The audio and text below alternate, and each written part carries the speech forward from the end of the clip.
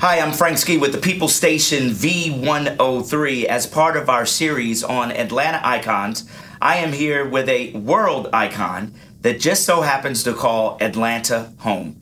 U.S. Congressman from the 5th District of the state of Georgia, the one and only Congressman John Lewis. Good to see you, sir. Well, good to see you, sir. Thank you. How have you been? I've been doing fine. Staying busy. Yes, as I can see. Yes. You've been on the news quite a bit. You're always involved in anything that takes place as far as Georgia is concerned, especially in Atlanta, but you are on top of the issues as they involve our country as well.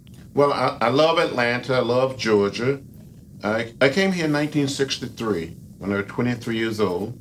Had all of my hair a few pounds lighter as the chair of the Student Nonviolent Coordinating Committee. So this is my home. Frank, as you know, I grew up in rural Alabama. South of Montgomery, and it was in Alabama where I first heard of Rosa Parks and Martin Luther King Jr., and I got involved in the Civil Rights Movement. And you came to Atlanta with a dream to be involved. Yes, Dr. King inspired me to stand up, to speak out, and get in what I call the way, or get in good trouble, necessary trouble. You know, there were many people. Let's look at it. There were many people that were here in Atlanta already, all up at the Morehouse and Spelman and Clark. They're all up there, already there, getting involved in this movement. Here you come, a country kid from Alabama. How were you able to get into King's inner circle? Well, I met Dr. King in 1958 when I was 18 years old, before I came to Atlanta. Had met Rosa Parks a year before, in 1957. And I went off to school in Nashville, Tennessee.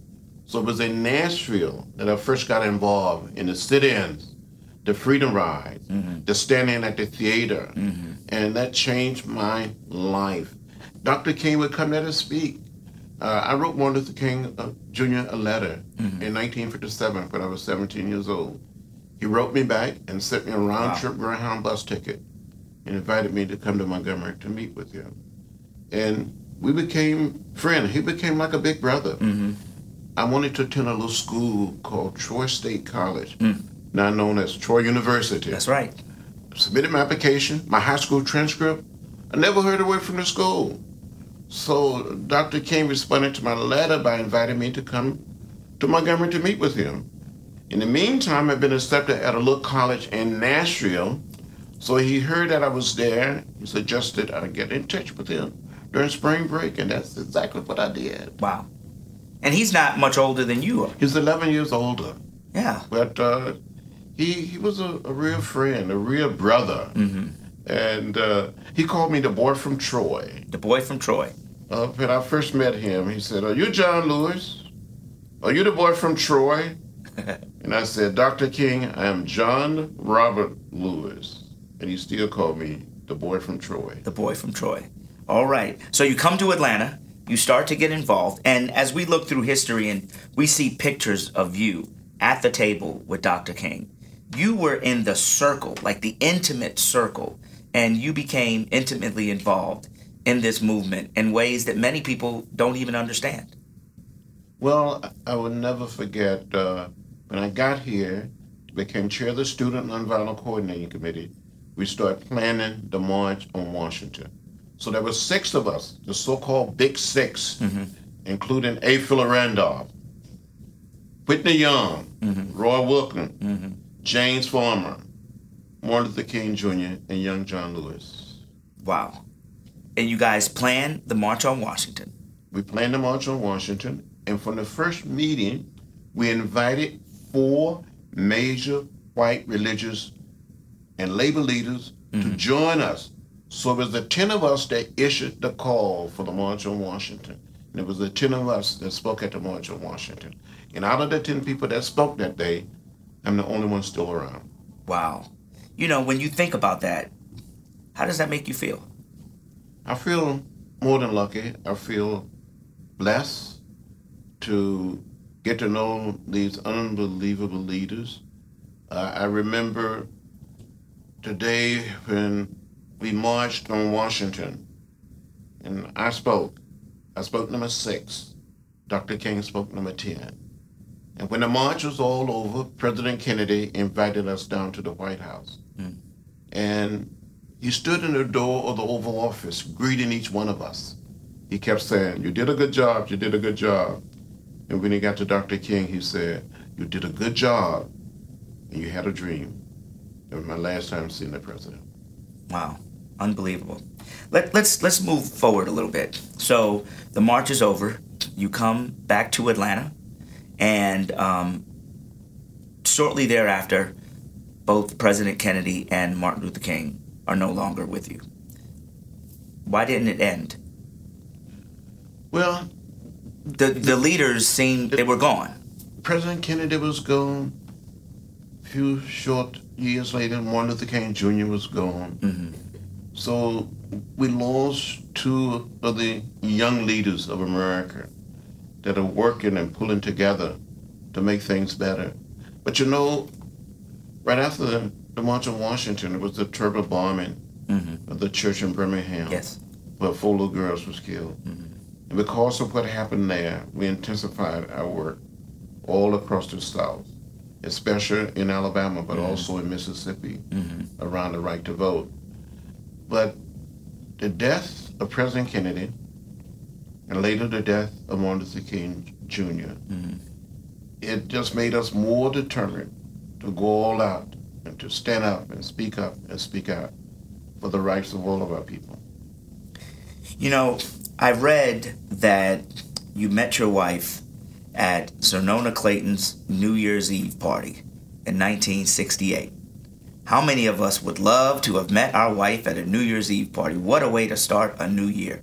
Well, it was a wonderful setting, a wonderful party, and we had wonderful music. You know, I love music. I cannot carry a tune, but I love music. All right. I say to people sometimes, if it hadn't been for music, Right. the civil rights movement would have been like a bird without wings. Amen. Martin Luther King Jr. loved music, and many of us who came out of the movement, we came out of a religious background. So it was the music of the church, but it was also rock and roll, the blues. It just brought us together. It created this sense of solidarity. So they were playing some music. People were talking, debating, discussing the civil rights movement. And my would-be wife was defending the movement. And she had on a dress that was a beautiful dress, and it had the peace symbols. I don't think she really understood what the symbols really meant. Okay. I would tease her about it. But I was a man of peace and love and nonviolence. And you remember that dress? I remember the dress. From 1968. Oh, yes, very well. Where you met your wife for the very first time. Yes. Wow. You know, as I interview several people, they all go back to talk about how important their wives were to what they did. Like the wives were the strength, the inspiration to keep going when you really wanted to give up. Was that your case? Yes, my wife was a source of inspiration, but also she was so determined and encouraging you to hang in there and not to give up. She grew up in Los Angeles and been in Peace Corps for 2 years in Africa. And when she came back, she could see the images on television, what was happening in the South. And when Martin Luther King Jr. and other young people would come to LA to speak and help raise money to support the movement, she would be there to help. Most of these meetings were held in the big churches in central LA.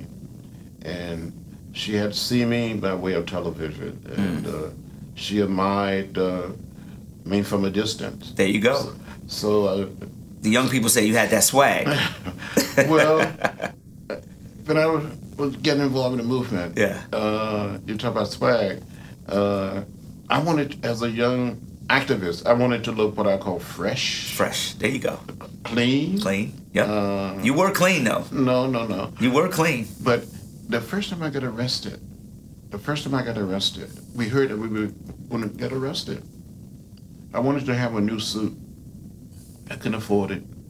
So I went to a used men's store in downtown Nashville and bought a suit. And a vest came with it. I paid $5 for this suit. If I still had this suit today, I probably could sell it on eBay. Yes. For a lot of money. That's the famous picture of you in jail, holding up your number. Yes. Yes. Very clean. Let me ask you a question, because, one of the things that troubles me about the movements that we see going around the country now is the perspective sometimes is different. So here you are, you're young, can't afford to buy a suit. The movement is being funded from church to church to church. You don't really have that much money, if at all. You meet a woman that becomes your wife. This has never been about money. You've never made a lot of money. You're now in Congress in Washington, D.C., in an area that's very expensive to be able to live in. What keeps you going? Many people would have said, John, stop. You did your time. Write some books. Go on the speaking circuit. Get on some boards. Make some money. Well, I see the need to stay involved, to stay engaged. There's so many people are hurting in America today. They're black, they're white, they're Latino, they're Asian American, they're Native American. And we have to represent those people. So I travel a great deal all over America, speaking to young people, to children, and then hundreds and thousands of young people, children, come to my office in Washington. I meet them on the steps of the Capitol, especially during the spring and summer. We have a group that comes from England every year, not the same group, but they come from different places. They want to know about the American Civil Rights Movement. They want to know about Martin Luther King Jr. They want to know about the philosophy and the discipline of nonviolence. So you feel like you have an obligation to talk to them. And a lot of people Skype. You have the internet and all this social media now. You can reach hundreds and thousands and millions of people. So we try to stay engaged. But people want to see you, and you still do it. You still do it. And some people say, the church isn't the same because it's become about money. Everybody's got to make a lot of money. They got to be flashy in the church. But you're still the same boy from Troy that Dr. King said many, many years ago. Well, I don't think I've changed that much. Grown a little older, but I'm still the same person. I spent so many days and weeks just trying to be helpful, trying to be supported. On Christmas Day, I was really blessed to go down here in Atlanta and work with Jose Williams' daughter and other members of his family. Amen. To feed the homeless. Yeah. Personally, I have to say thank you, because several years ago, you invited me to D.C. to sit at your table at the Congressional Black Caucus dinner. And to see the way the other congressmen and women come to you and all look up to you, how does that make you feel? Well, it's a good feeling for my colleagues to sort of take me in and love me and shepherd me. It's wonderful. And then when you got the Presidential Medal of Freedom, I was there in the front watching you as you shed a tear. What were you thinking as the president put that medal around your neck? Well, it was unreal, unbelievable. Out of all the awards you've gotten. And I received many awards. I received many honorary degrees from all over America. Okay. Almost 100 from different colleges and universities. Wow. Including some of the best-known schools in America. But to receive the Medal of Freedom from the first African-American president, it was too much. It was too much. I love Barack Obama. This man he's unreal. I've never seen him in any meeting say a mean word about any person. He's real. He is the real deal.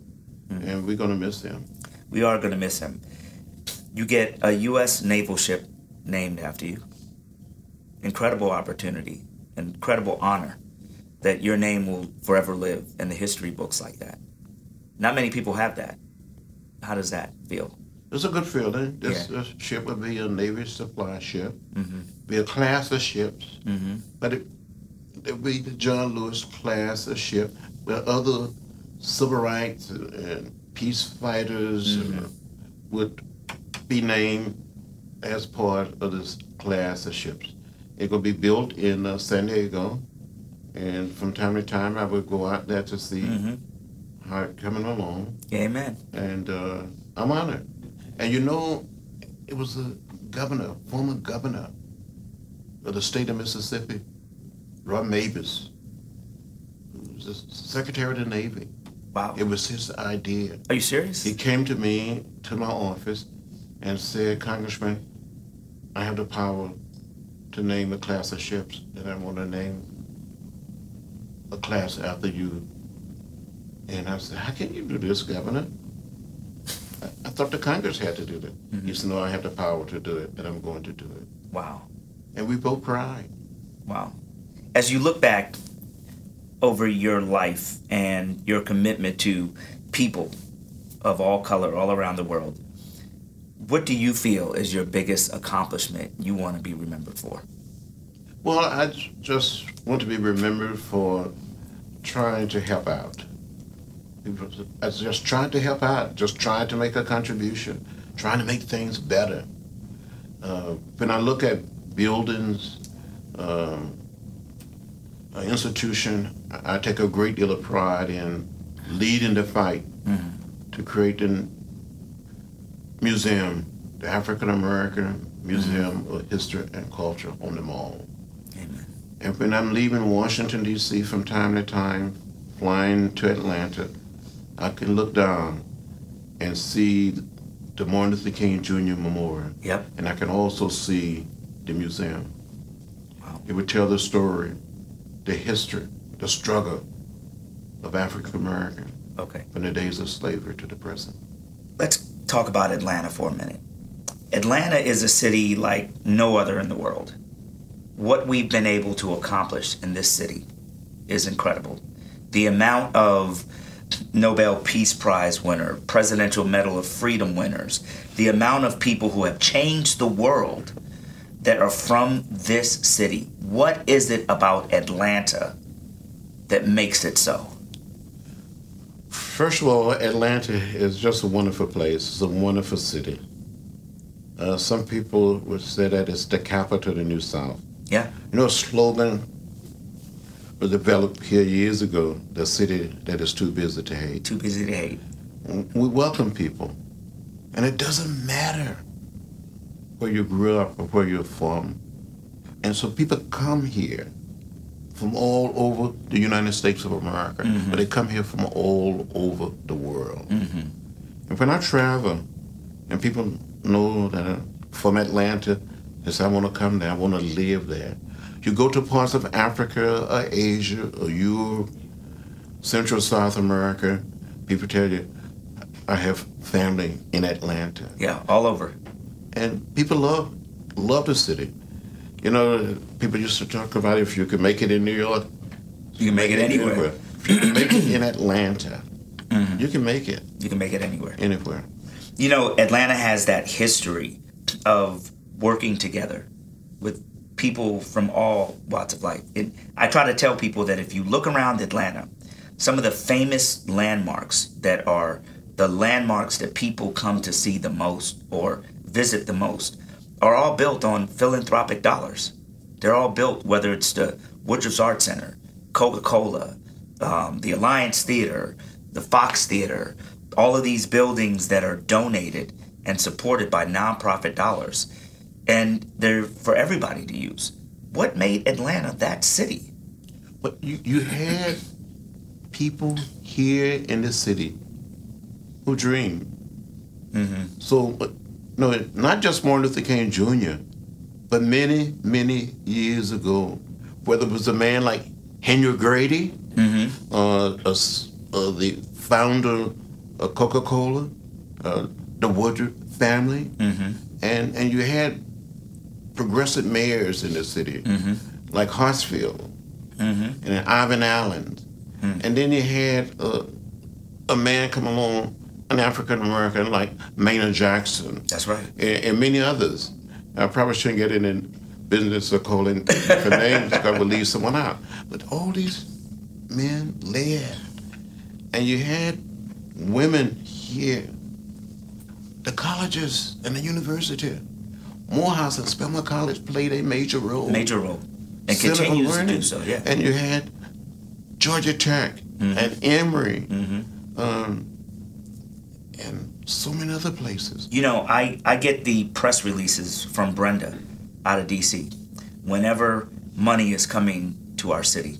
And I read it and smile and see the millions of dollars that you are able to bring back to this city and what it goes to do. The amount of money that you brought back to this city for medical research at Morehouse or at Emory, the amount of money you bring back for nonprofit groups that do work for people. Many people don't know that, you know, you're a congressman, but that's what your job is, to go to Washington, to rally for funds and bring money back to our city. And you do that consistently. Well, we try to help. But you keep saying we try to help. Well, you make it sound so modest. Well, we don't want to get in the business of just blowing our own horns. Gotcha. You have to just go out there and do it. Just do the work. You know, at one time in the Congress, we had what we call sort of, where you could sort of pinpoint something. Okay. And say, this is for that. And that's hard to do that. So we have to find other ways to get things for a particular institution, for a school, for an arts group. But we will never give up trying. Yeah. And whether you are the majority in Congress or the minority in Congress, you've consistently been able to do that for Georgia. Well, you've consistently been able to reach across the table. Like, you are the guy that can go in anyone's office and sit down. Well, you have to work with your colleagues and your friends, and we will continue to do just that. Whether it's money for MARTA or for the airport, people come and say, John, we need such and such a thing. And we go all out and try to make it happen. You know, I was so proud to see you sit on the floor of Congress because they would not give you a vote. And you sat there for when people said, okay, come on, it's a holiday, get up. And you sat there. It reminded me of what we used to see. You still do that. I saw you get arrested when I was in D.C., and you still do that. It's still a fight. Well, my philosophy is very simple. When you see a need, you do everything possible to dramatize that need. We wanted to do something about gun violence. We're losing too many of our young people, too many of our children, our mothers and our fathers. Okay. And there's too much violence. There's too many guns in our country. And so we were just trying to get the majority party to bring to the floor of the House a piece of legislation to control the proliferation of guns and stop the violence. It made me sad. Yeah. When you pick up the paper, you see it on television, you hear it on the radio, that another person had been wounded or killed because of gun violence. Let's do this in our final minutes. I'm going to ask you some questions about being home in Atlanta. And I will ask you the question, really easy, you answer. When you have family come visit you in Atlanta, what is the one thing they want to do? They want to see Atlanta. They want to see Atlanta. They want to see the places. And where do you like to take them? I like to take them to the King Center, to the new Civil Rights and Human Rights Center, Ebenezer Church. They want to know. When it's time for you to get a haircut, you don't have much left, but when it's time, I heard you go to the same place. For many, many years, I've been going to Bobby on Martin Luther King Drive, right next to Busy. And here recently, they started building the dome because of the traffic. I go to a little barber shop right down the street, and a young brother named Rob take care of me. And he can get me in and out in 2 or 3 minutes because I don't have that much hair. Right. But I go there and I see the same people, and we talk. And you have to go to the barber shop. You got to. Because the barber shop, it's the central news for the black community. It's the precinct. Yeah. It's like a precinct. You catch up on what is happening. That's right. And sometimes you don't have to say anything. Just listen to what people are talking about. Yeah, there it is. So when you have to shop for yourself, where do you go in Atlanta? Well, sometimes I go to Greenbrier, and sometimes I go to Lennox, and I just look and walk around. And you know, when I see you in Atlanta at places, and I've often seen you, you don't have a big entourage. You don't have a lot of people, maybe one person with you as you walk. Many times I just go by myself. I put on a cap and try to disguise myself a little, and but I cannot hide, and just get out there. Just get out there. Okay, when it's time for a great meal, some of your favorite eateries in Atlanta. You'll be surprised. Okay. You'll be surprised. I go to different places, but sometimes I just stop at any little place. But there's a place downtown Atlanta that is convenient. Is the Mary Max. Mary Max. There you go, on Ponce. On Ponce. I go there, and if I go on a Sunday afternoon, it's a lot of people. Yeah. And I'm a regular there, and I take some staff people with me. Okay. Beautiful. Mary Max. There you go. Okay. Now, one of the favorite places other than your home in Atlanta that you go to relax? I love going to old places. Okay. Bookstores, and we have very few old bookstores left. Right. When I first came to Atlanta, there was some great bookstores. I love going and just searching and just going to an antique shop. Yeah. It's one of my favorite things too. Yeah. I love just looking at an old table, a rocking chair. I don't need anything. I just love it. And if someone was coming to Atlanta, where would be the one place you would tell them you have to experience this? I would say, if you want to know anything about Atlanta, and especially about the American Civil Rights Movement, you should visit not just the King Center, but visit the new Civil and Human Rights Museum downtown. You know, there is going to be a time when the Maker will call you home. Yes. And Dr. King has a very famous speech where he talks about Abernathy and others speaking about him. And he starts off by saying, it's always good to have someone say something nice about you. Andy Young said that Dr. King would tell you all, if one of you all get it before I do, I'm going to preach your eulogy like nobody else has ever done. When it's time to preach the John Lewis eulogy, what do you want people to say about you? The only thing that I would want someone to say about me, when that day comes, just said, he just tried to help. He just tried to help. Amen. Who is an Atlanta icon to you? Well, you have so many just wonderful people. I think Ambassador Young is an icon. There's other, Joseph Lowry. Just several individuals who gave everything they had. But people like Andy Young and Joe Lowry, I got to know these people very, very well. I met Andy Young in 1961. Wow. When he returned from New York to work with Dr. King. Yeah. I met Zenona Clayton right after her and her husband came to work with Martin Luther King Jr. We became like a family. Zenona You know, we call her Big. Yeah. She and my wife are very good friends. Yeah, there you go. There you go. Very, very tight knit. Well, on behalf of the People Station V-103, I just want to say thank you for allowing us this interview. Thank you for being, most of all, an Atlanta icon and an icon to the world. And thank you for helping so many people. But thank you. I appreciate you. Thank you, brother. All right.